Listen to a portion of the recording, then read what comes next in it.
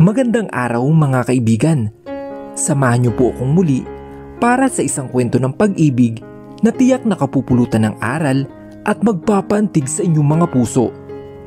Pero kung bago ka pa lamang, ay pakilike po ng ating video.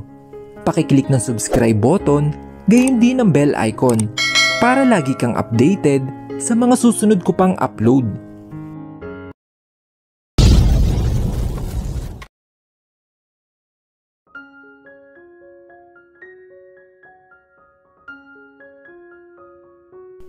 Hindi niya maintindihan ang naging reaksyon ng binata. Bakit ganun? Akala niya ay okay na. Biglang umirot ang kanyang dibdib. Kasabay noon ang pag-ipon ng mga luha na gusto nang lumabas. Pero pinigilan niya lang ito. Parang bomba na gusto nang sumabog. Walang sabi-sabing tumayo ito at mabilis na nagbihis. Hinintay niya muna lumabas ito bago pinakawalan ng mga luha. Tiningnan niyang muli ang pintuang nilabasan ng lalaking mahal. Parang tanga pa siya na nagbilang kung babalik ba ito sa kanya o hindi. Napahugulhulit siya. Pinahid niya ang mga luha at saka tumayo. Pinulot niya isa-isa ang mga damit na nakakalat at muling isinot iyon. Pagkatapos niyang magbihis ay lumabas na siya. Inayos niya muna ang sarili saka pinit ang pinto ng kwarto. Paglabas niya ay wala na ang binata sa mesa nito. Parang naman gusto niyang umiyak ng mga oras na iyon. Napatingin si Kristen sa kanya paglabas niya ng opisina. Buti na lang at break time na. Wala na ibang katrabaho. Napahagulhol siya nang niyakap ng kaibigan. Hindi na ito nagtanong sa kanya. Inakay siya nito papasok ng pantry. Wala namang tao doon kapag break time ng umaga. Kwento niya ang lahat-lahat sa kanyang kaibigan si Kristen. Lahat-lahat ng kanyang katangahan. Nakahinga siya ng maluwag pagkatapos ng pag-uusap nila ng dalaga. Pinangako niya sa kanyang sarili na hindi na siya magpapaloko sa boss. At ngayon, napagtanto niya na isa lang siyang parausan. Dahil siguro buntis ang nobya nito, kaya nagagawa nito maghanap ng iba. Lumipas ang maghapon at hindi na bumalik si Miguel sa kanyang opisina. Tumawag ito pero si Kristen ang kinausap nito. Masakit kasi pinaparamdam nito ang pag-iwas nito. Tuluyan na nga siyang iniwasan nito. Lumipas pa mga araw at hindi pa nito pumapasok.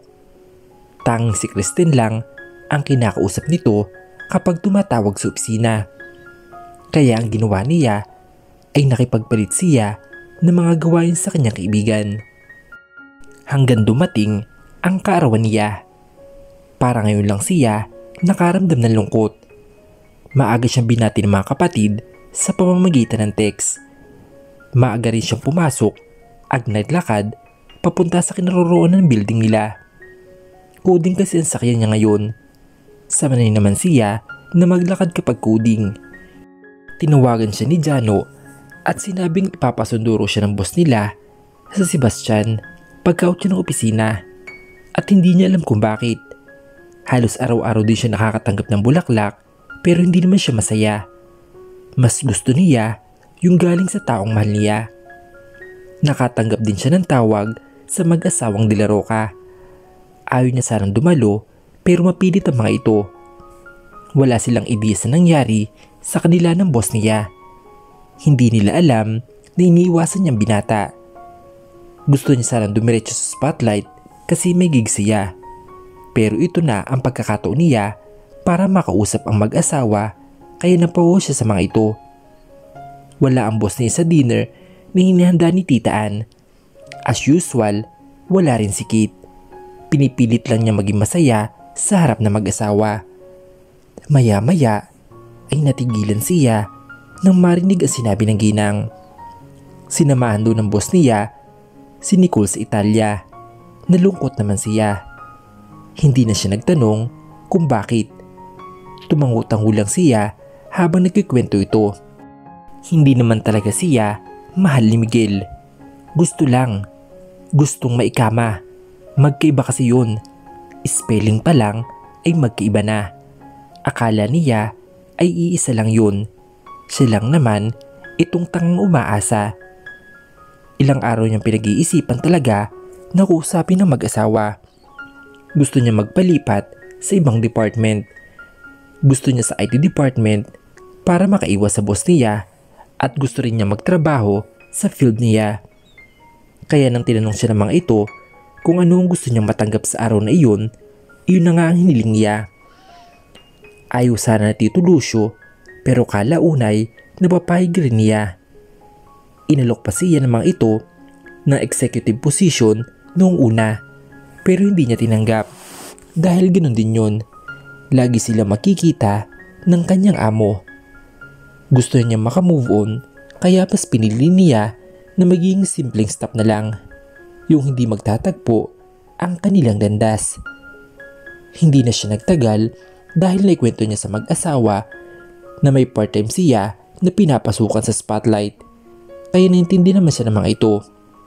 Na-text niya si Jano kanina na magdi-dinner muna siya sa bahay ng mga Dilaroca. Kaya hindi na siya nagulat nang paglabas niya ay nasa labas na rin ang driver ni Sir Sebastian. Si Sebastian Fall Madrid ang boss na kagabi. Binata at walang nobya ito.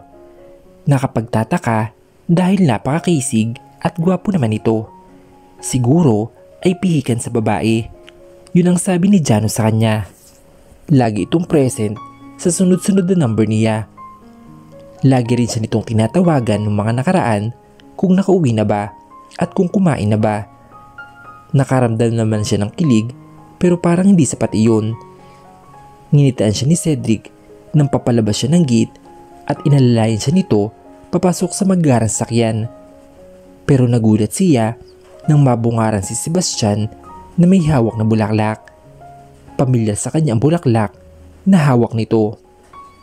Naupo siya sa tabi nito. Napangiti siya nang binigay ito yun sa kanya. Saka lang niyang naalala na kaparehas nito ang mga natatanggap niya noong mga nakaraan. May kasama yung chocolate. Happy birthday, Stella. Magiliw nitong bati. Hindi na siya nagtaka kung bakit alam nito. Malamang boss ito at employee lang siya. Sir Sebastian, salamat po. Tugon niya sa pagbati nito. Gusto niya sanang itanong kung ito nga ba ang nagpapadala sa kanya ng bulaklak dahil magkapares talaga. Pero ayaw niyang mapahiya kaya hindi na siya nagtanong. Baka mamaya ay mawawali pa siya. Pagdating nila ng spotlight ay nabigla siya nang batiin siya ng ilang staff doon. Present din si Kristen. At syempre, kung hindi kay Kristen ay wala siya ngayon sa spotlight. May pakik pa ang mga ito at nakakatuwa. Mas masaya siguro kung kasama ang mahal mo at sasabihin na mag-wish. May kaunting salusaro rin sa third floor. Panay ang nakasar sa kanya ni Kristen at Jano tungkol kay Sebastian. Naging sentro siya ng tuksuhan ng gabing iyon. Kasi hindi naman nga nagtitreat ang boss nila. First time daw iyon. Napatingin siya sa cellphone niya na marinig ang ringtone nito. Sunod-sunod na tawag iyon. Una ay si Zyke, sunod si Dib, at huli ay si Kate. May mga messages pala siya na hindi nabasa. Binuksan niya lahat. Puro pagbati iyon mula sa malalapit na kaibigan. Pagtapos ang number niya ay nagpaalam na siya kay Jano dahil niyayaya na siya ni Dib sa ZL. Nahiya siya mang istorbo sa boss nila kaya pinasabi lang niya kay Jano. Hindi niya matanggihan si Dib kasi may utang na loob pa siya rito at nangako siya na babawi dito. Niyaya niya si Kristen at sumama naman ito. Palabas na sana sila nang may tumawag sa kanya. Si Sebastian pala. Stella, where are you going? Anito nang lingon niya. Nauna na si Kristen sa labas kasi may kausap ito sa cellphone. Zazayin lunch. Niyaya kasi ako ni Dave. Treat daw niya. Tugon niya. Tumangutango naman ito. Stella? Would you like me to go with you? Alok nito. Sir, no need po. I'm with Kristen. Nauna lang siya sa labas. Nakangiting sabi niya. Stella, let me rephrase. I'll go with you. Sabay silang natawa sa sinabi nito. Wala siyang nagawa kundi ang pumayag. Kilala naman nito ang ZL men kaya gusto na siguro ito magpunta. Fine. Nakangiti na sabi niya. Nagulat pa si Kristen na malingunan sila nito. Ayan na naman ang mapangasar na itsura nito. Nakasakay lang sila kay Sebastian. Hindi rin ito nagsama ng driver. Pinaupo siya nito sa front seat at si Kristen naman ay sa may likuran. Sila lang ni Kristen nag-uusap at tahimik na nagdadrive ang boss niya. Panay naman ang ngiti ni Kristen sa kanya, yung nakakaloko pa naman. Mabilis naman silang nakarating dahil malapit lang naman ito. Pababa na sana siya nang may maamoy si Kristen. Nag-spray ng pabango sa tabi niya. Grabe ka naman girl, parang pinaligo mo ng pabango ah. Ang baho, nakakasulasok. Sabi niya at tinakpan ng ilong. Hindi niya alam kung bakit ganong katapang ang amoy na yun na umabot sa hanggan ng ilong niya. Huy, anong mabaho? Ang bango-bango nga eh. Tsaka ate, galing to sa'yo no? Paborito mo nga to, di ba? Tapos, nababahuan ka na? Dinig mo pa ang buntis? Birong sabi nito. Pero bigla itong natigilan sa huling sinabi. Oo nga pala, ibinigay niya iyon sa kanya noong nakaraan lang. Halos 1 linggo na siyang hindi nagpapabango kasi parang mabaho na sa pangamoy niya. Sabay na naglakad sila papuntang entrance. Nagpark pa ng sasakyan si Sir Sebastian. Maya-maya ay napatigil si Kristen sa paglalakad kaya nilingon niya ito. Medyo malalim ang iniisip nito. Napatitig ito sa kanya, partikular na sa balakang at napakunot ng noo. Oh, bakit? Nagtatakang tanong niya. Lumalaki ang balakang mo te. Punan nito.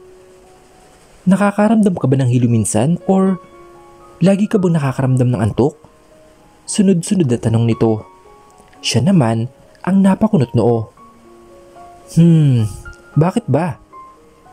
Nang makitang palapit na si Sebastian ay bumulong ito sa kanya. Dinatnan ka na ba? Nabigla siya sa binulong sa kanya ni Kristen. Nahuhulanan niya ang naisipunto sa kanya ng kanyang kaibigan. Kailan ka ba huling niregla?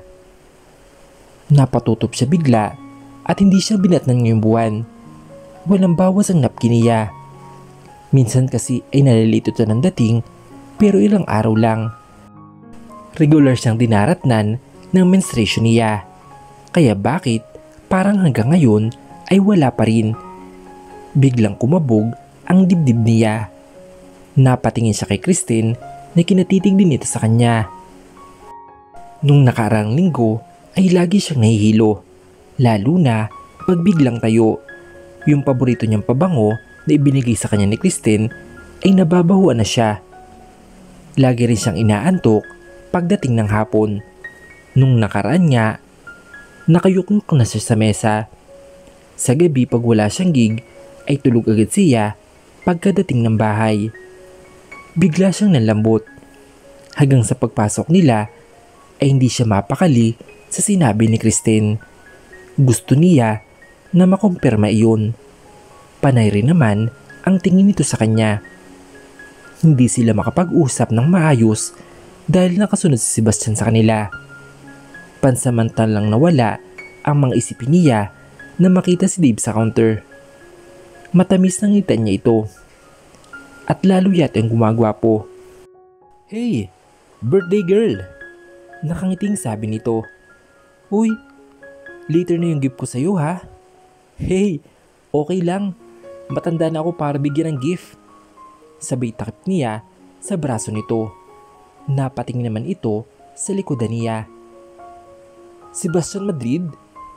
Si Dave na makilala ang nasa likod niya. Hi Dave, kumusta naman? Hindi ka nakapunta last week? Busy ba? Ani Sebastian kay Dave.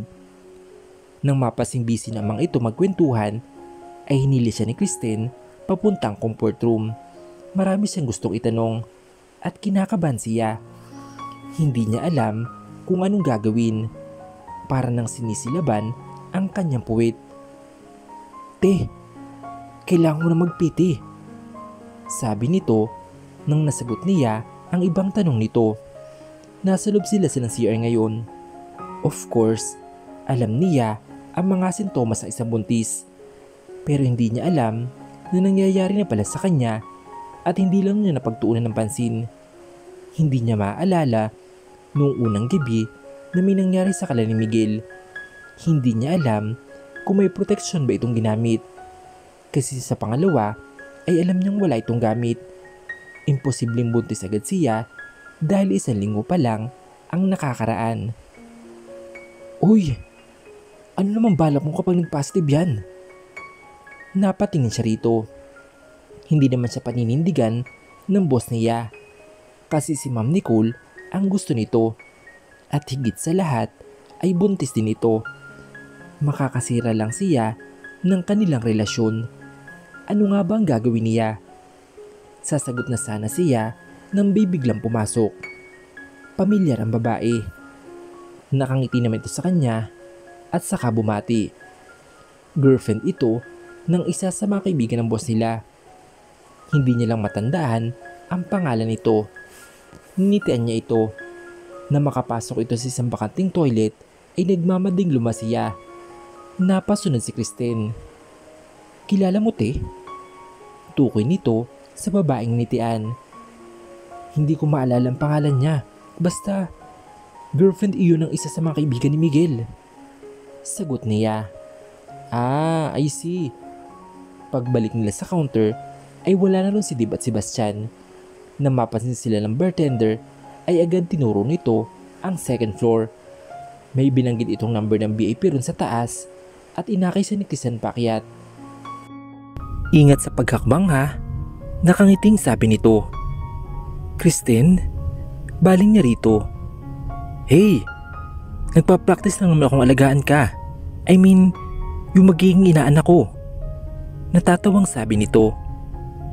"Kaasar ka naman? Baka mamaya maging totoo yung hinala mo na yan." "Bakit, Stella?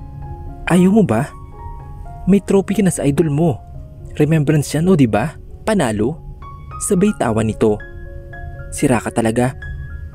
Hindi ito bagay para maging remembrance at hindi ko siya idol." Kinunot na lang ito sa tigiliran para tumigil na. Si Kristen ang kumatok sa pinto at inuluwa naman ito si Dave. "Hi," ani Kristen sa kanila. Ewan niya, para nagpapikot pa ito sa harapan niya. "Hello," tugon din ito. Pero sa kanya ito nakatingin. Agad na pinapasok sila nito. Napatingin naman siya kay Zyke na nakangiti sa kanya. Ceasefire muna kaya nangitian niya lang, mabait nga lang. Total birthday niya naman, kaya ngitian niya lang ito. Binati din siya ng mga kaibigan nito. Buti na lang, wala ang isang boss niya kundi ay may ilang siya. Naupo siya sa tabi ni Sebastian dahil naunang umupo si Kristen sa tabi ni Dib. Kakaibang mikti ng mga kaibigan, parang itim panalo. Bali napapagitnaan silang dalawa ni Kristen. Wala pang 1 minuto ay nagring ang cellphone niya. Natuwa siya na makita ang pangalan ng pinsan si Dayan. Sa wakas ay nagparamdam din ang bruha, kaya nagpaalam muna siya magbanyo.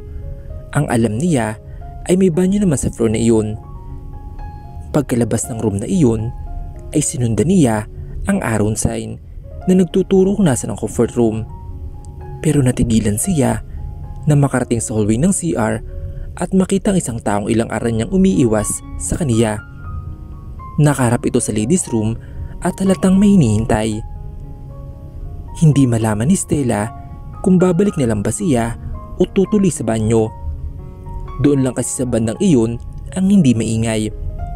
Hindi na rin siya nakagalaw nang lumingon ito sa gawin niya. Napakunot naman na ito. Parang ayaw siya atas nito na makita. Maya-maya ay narinig niya ang boses ni Dayan sa kabilang linya. Oo nga pala, nawala na tuloy sa isip niya na may kausap siya. Humarap siya sa pader at kinausap ang pinsan. Naiinis siya sa sarili niya dahil hindi niya maintindihan ang mga sinasabi ng pinsan sa kabilang linya. Nakikita niya kasi sa gilid ng kanyang mga mata na nakatingin pa rin sa kanya ang lalaking gumugulo ng puso't isipan niya. Napalingon siya sa gawin nito nang bumukas sa pinto at lumabas ang nobya nito. Nagtama ang mga tingin nila ni Nicole. Maya-maya ay ibinalik nito ang tingin sa binata. Ibinalik niya bigla ang tingin sa pader nang biglang halikan ni Nicole ang binata sa kanyang harapan. Kitang-kita naman niya sa gilid ng kanyang mga mata ang pagtugon ng binata. Napakagatlabi siya dahil sa biglang pagkirot ng dibdib niya. Haya na naman ang sakit na nararamdaman niya, parang pinipiga na naman. Lalo'y tuloy siyang walang naintindihan sa nakausap. Shit! Napamura siya sa isip nang sinagi siya ng babaeng dumaan. Walang iba kundi si Nicole.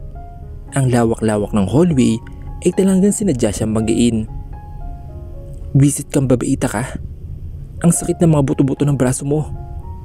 Naibulong niya nang tuluyan na mawala ang ito sa kanyang paningin.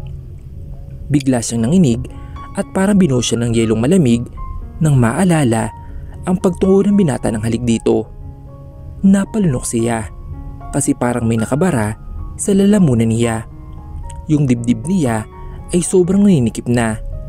Hindi niya maintindihan, parang sobrang sakit na naman. Pinakal niya muna ang sarili bago pumasok sa ladies room. Hindi ka na nagsalita, Kas. May problema ba? Tanong ng nasa kabilang linya. Wala naman, sorry Kas. Hindi ko kasi maintindihan ang mga sinasabi mo kanina. Dahil siguro sa ingin ng background. Teka, nasan ka ba ngayon? Kababalik ko lang galing sa atin. Akala ko nasa kondo ka. Hindi ka para umuwi, sabi ng guard. Kaya dito na lang muna ako tumambay sa apartment mo. Paliwanag nito. So, umuwi pala siya galing ng Karamuan? Bakit? O siya, sige. Diretso ako dyan mamaya. Marami akong gustong malaman. Lahat-lahat. Kaya wag kang alis dyan ha. Yes ma'am. Pabirong sabi nito pero baka naman sa tono ang kalungkutan. Napaharap siya sa salamin at mukhang parehas naman sila ng pinsan ng kapalaran. Mga sawi at mas malala yata ang kanya, may trophy pa kung sakaling positive. Napangiti siya ng mapakla. Mukhang malapit ka ng mabaliw. Napatingin siya sa nagsalita at si Kristen pala. Sira. Sabi niya lang dito. Pinunta na kasi kita. Ang tagal mo. Nakasalubong ko sila. Nakita ba kayong dalawa? Huwag mo nang isipin sila. Baka lang maapektuhan yung little one mo dyan. Sabay turo sa tiyan niya. Oo nay.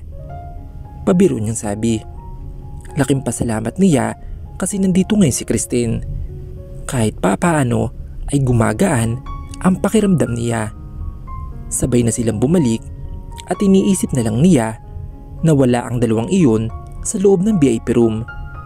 Games siyang nakikipag-usap sa mga kaibigan nito. Lumabas lalo ang pagkakwela ni Zack at Axel. Bentang-benta sa kanya ang mga joke ng mga ito. Nakikisabay rin ang mga babaeng nandoon maliban kay Ma'am Nicole. Panay lang ang irap ng bruha. Sinasakyan niya rin ang pag-aalaska ni Christine sa kanya kay Zeb. Parang gustong-gusto rin ng boss niya kaya natutuwa siya kahit papaano. Inaasar niya rin ang kaibigan kay Dave. Mukhang bagay naman sila. Pero si Dave ay nakasimangot lang. Sinasalo ni na Christine at Sebastian ang tagay niya. Ayaw niyang uminom kasi nga baka maapektuhan ang little one niya kung sakali. Napatingin siya kay Christine nang tumunog ang tiya niya. Nagugutom na siya. Bilungan niya ito na magpapasama siyang bumili ng pagkain sa labas. Labas lang kami ha. Bibili lang kami ng makakain. Paalam niya sa mga ito. at akmang tatayo siya nang hawakan ni Sebastian ang kanyang kamay. May pizza naman, Labs ah. Ayaw mo ba niyan? Sagot ni Zyke. I want something heavy, Zyke. Maybe later? Nakangiting sabi niya. I'll go with you, Stella. May iwan ka na lang, Kristen. Mahirap maglakad-lakad dyan pag ganitong oras. Lalo pat pares kayong babae. Masuyong sabi ni Sebastian. Sumang-ayon naman ang dalaga rito. O siya, sige. Halatang gusto ka lang suluhin ng boss mo eh. Pabirong sabi nito sa kanya at umirap sa gawin ni Miguel. Nagtawanan sila sa sinabi nito. Maliban kina Dave at Miguel. Ayaw naman niya makita ang reaksyon ng binata kaya tumalikod na siya. Nakasunod lang si Sir Sebastian. Naglakad lang sila habang naghahanap ng pwedeng makainan. Pumasok sila sa unang nadaanan pero hindi niya gusto ang menu kaya naglakad-lakad pa sila. Maya-maya ay nakakita ulit sila ng isang fast food. Nagusto niya ang menu doon at nagulat naman si Sebastian nang nag-order siya ng 3 rice at 3 klase ng ulam na may saborin iyon. Hindi ito nag-order kasi busog naman daw ito. Naka3 rice na nga siya na mangita ang bagiti nito.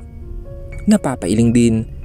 Marahil ay nagtataka kung bakit ganong karami ang kinain niya. Bakit? Tanong niya. Wala.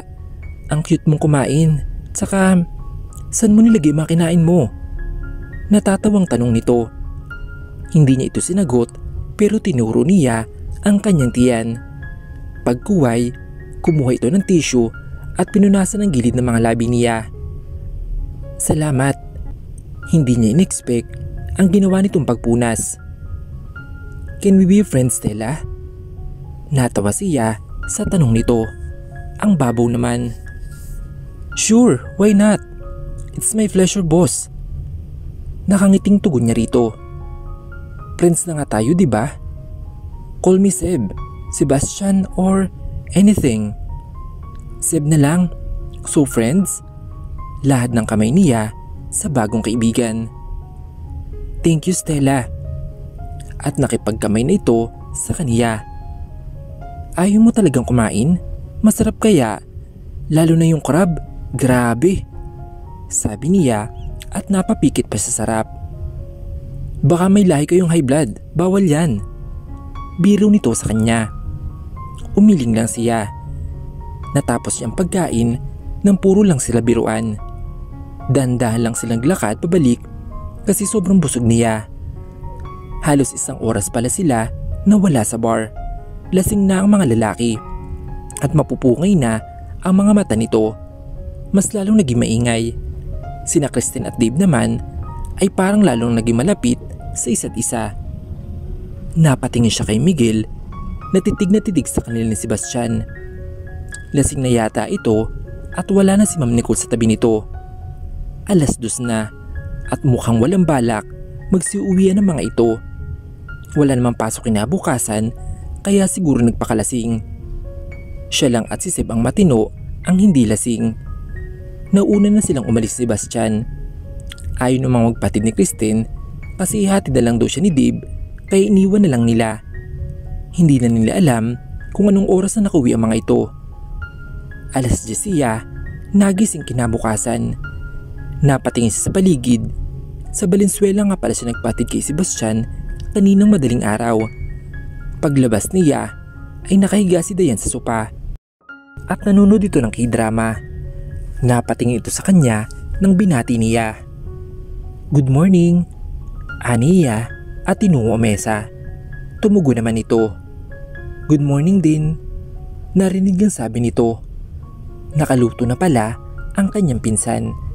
Tinanggal niya ang nakatakip na pagkain.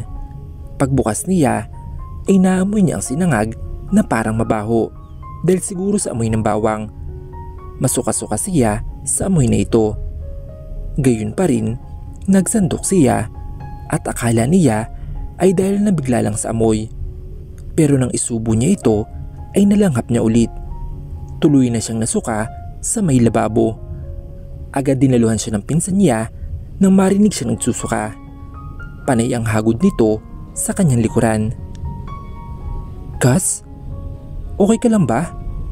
Siguro marami kang nainom kagabi, no? Tanong nito. Akala nito ay dahil sa alak, pero may hinala na siya kung bakit ganoon ang naging reaksyon niya. Hindi. Hindi naman ako uminom eh. Sabi niya nang tumigil sa kakasuka. Kung ganoon, bakit ka nagsusuka? Baka may nakain kang panis kagabi? Hindi kaya? Nag-aalala pa rin na tanong nito. Hinarap niya ito. Kung ganoon, ay totoo nga ang hinala ni Nanay Kristen. I think I'm pregnant, Cass. May hinang niyang sabi rito. Biglang nagbago ang ekspresyon nito. Ano? Sino naman ang ama niyan? Wala ka namang sinipot sa mga kabalindit mo, di ba? Nagtatakang tanong nito. Si Miguel. Malungkot na sabi niya. Anak pala ni Ma'am Anastasia eh. Di ba? Boto naman sa iyo yun? Bakit parang Biyernes Santo yung pagmumukha mo? Naikagat niya ang labi sa pagpigil ng luhang namumuo. Oo, boto nga. Pero may nobya na siya at buntis din. Tuluyan ng umalpas ang mga luha niya. Lalo siyang napahugulhol nang niyakap siya ni Dayan. Gago pala siya eh. Sa lawahan? Anong balak mo ngayon?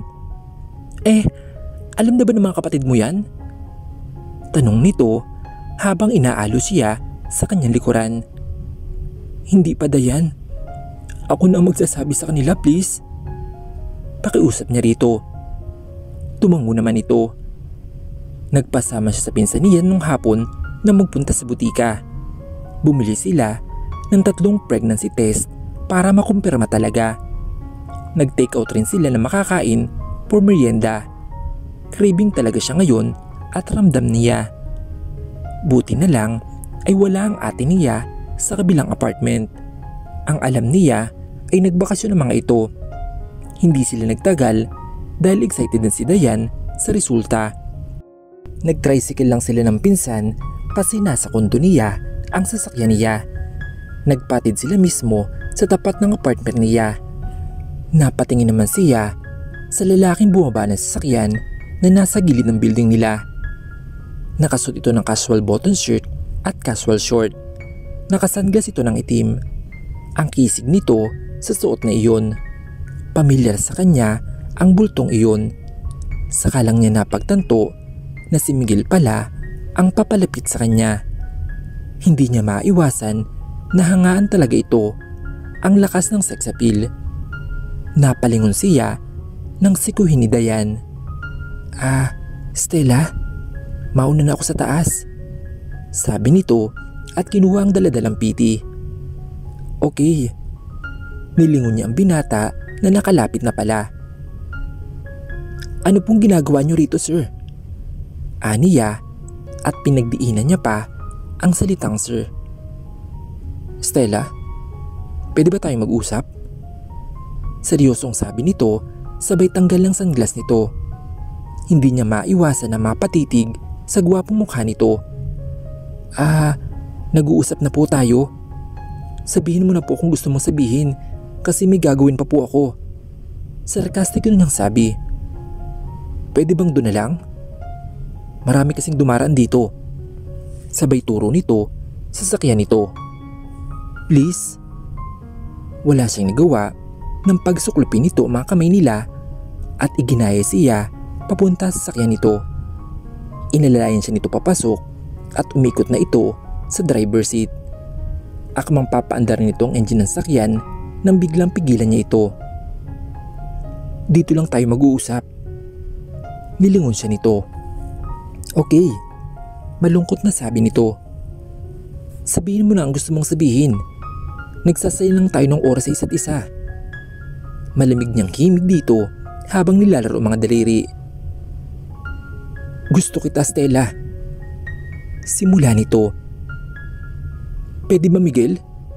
Stop that nonsense. Ano naman ang sunod dito? Ikakama mo ako? At pagkatapos, iiwan mo naman ako sa kama na parang wala lang? Gumising ka nga, Miguel. Hindi pwedeng ganito na lang. Pasigaw na litan niya rito. Hindi na siya nakatiis at ang sama ng loob niya rito.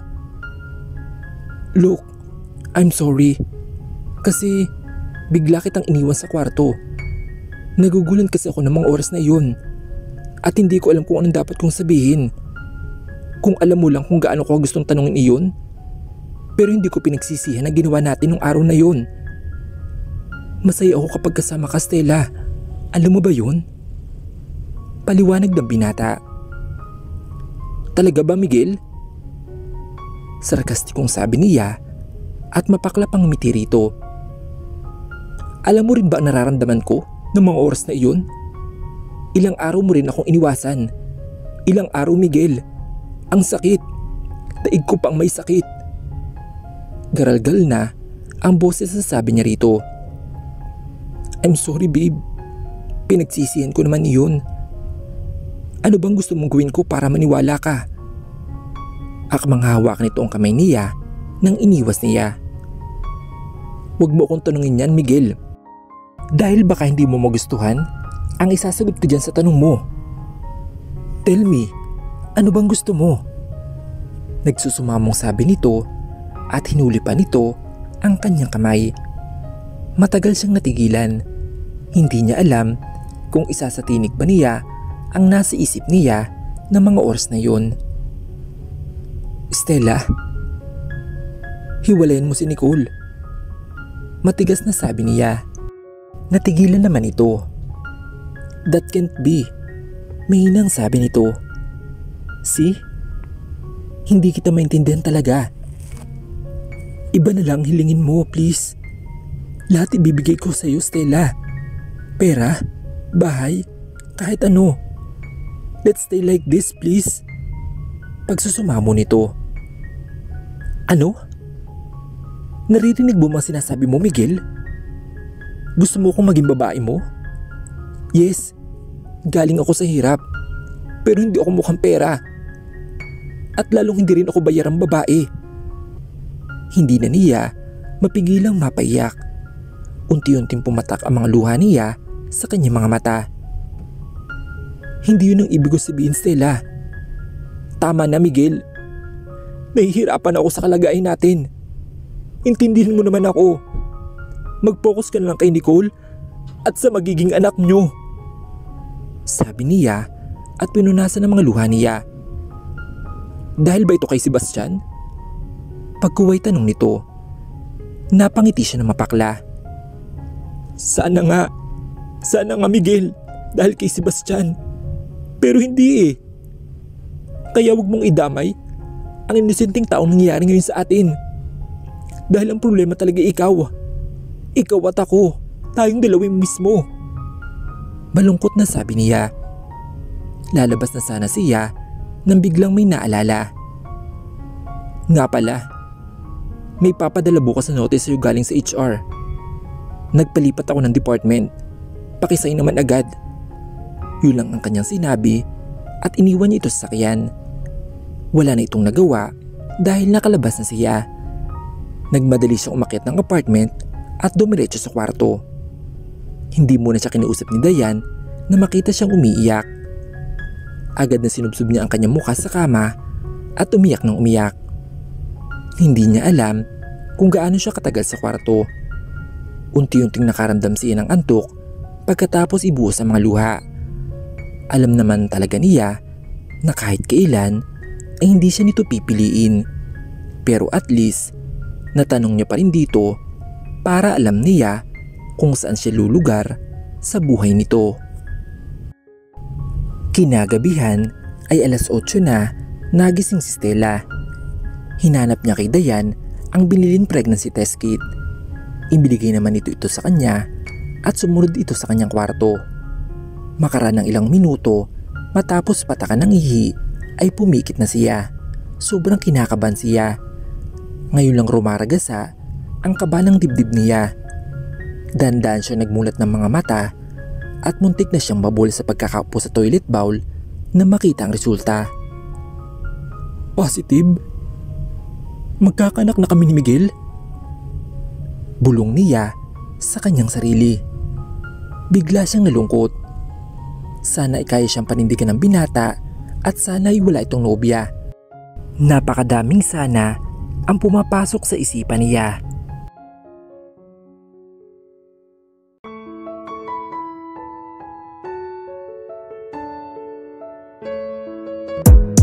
Gotta focus on yourself, on your faith, on your dreams, on your mind, on your health, yeah.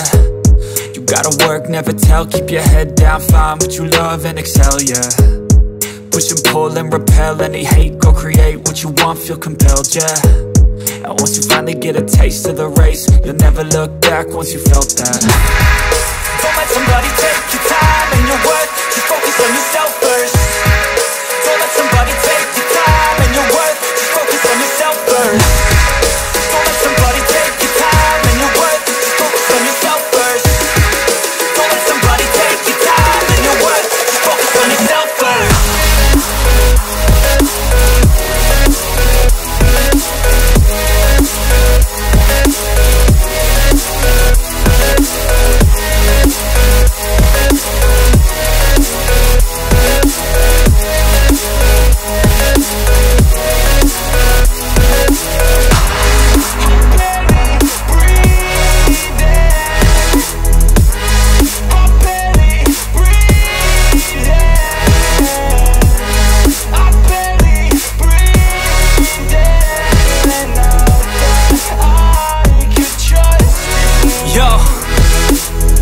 About others way before myself, yeah.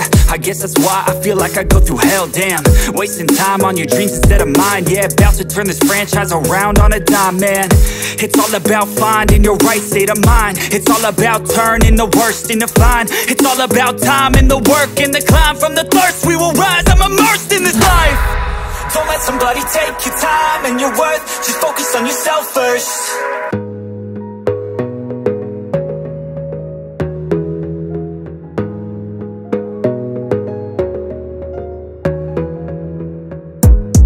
Gotta focus on yourself, on your faith, on your dreams, on your mind, on your health, yeah. You gotta work, never tell, keep your head down, find what you love and excel, yeah. Push and pull and repel any hate, go create what you want, feel compelled, yeah. And once you finally get a taste of the race, you'll never look back once you felt that. Don't let somebody take your time and your worth, just focus on yourself first. Don't let somebody take your time and your worth, just focus on yourself first.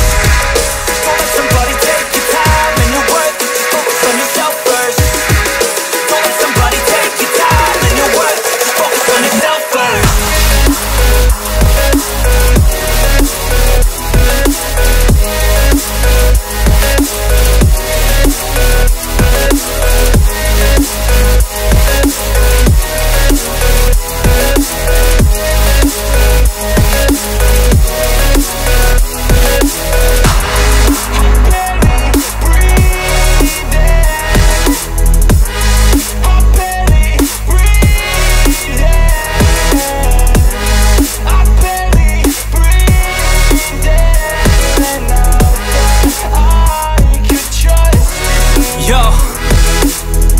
About others way before myself, yeah. I guess that's why I feel like I go through hell, damn.